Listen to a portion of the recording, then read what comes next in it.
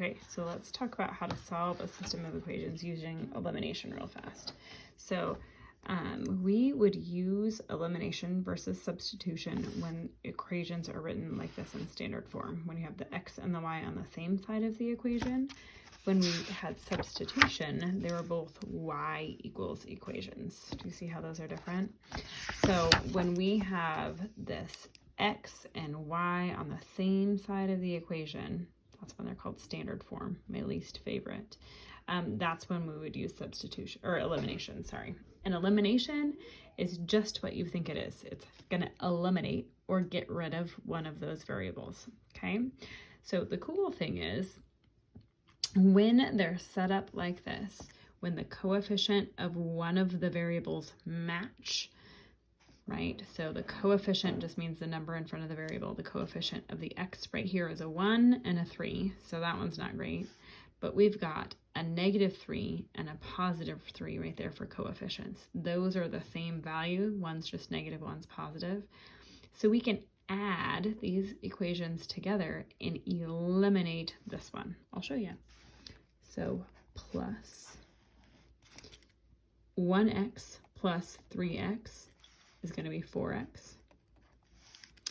-3y plus +3y.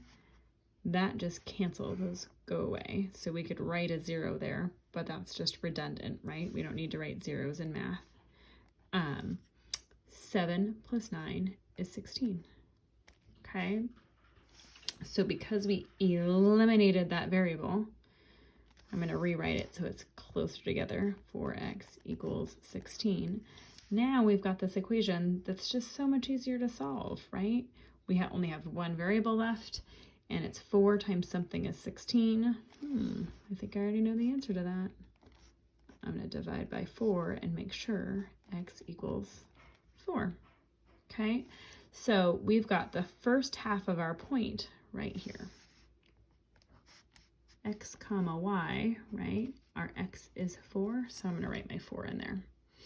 Okay, so now we get to decide if x is 4, we're going to go back up to either one of these equations and put 4 in for x in either one or both of them to prove to yourself that you get the same answer. But put x in for one and solve the rest. So, well, let's just do this one. It looks like it's less work because there's less numbers. So x, oh, I started writing a plus, x minus 3y equals 7. X is 4, so I'm just going to put a 4 right there. 4 minus 3y equals 7. Okay, so to solve this, I need to move my 4 to the other side. That way I have all my variables to the same place. So I'm going to subtract 4 from both sides. Ooh, I think I know where this is going. -3y equals 7 minus 4 is 3. Can you guys see it yet? Divide by -3, divide by -3. So I've got y equals -1. Okay, so I'm going to go up here and just write -1 for my answer. That's my solution to my system. It's a point. And then I'm going to show you, because I have Desmos right here, my equations. Those match what we just did. X minus 3y equals 7 and 3x plus 3y equals 9, right? I graphed them, and the intersection is way down here. 4, -1. 4, -1. So you can choose whichever method you want to do. You can use Desmos like this, type it in, graph it, check the solution. Or if you like elimination, you can use this method. Either works. Both are the same thing. You're going to get the same answer.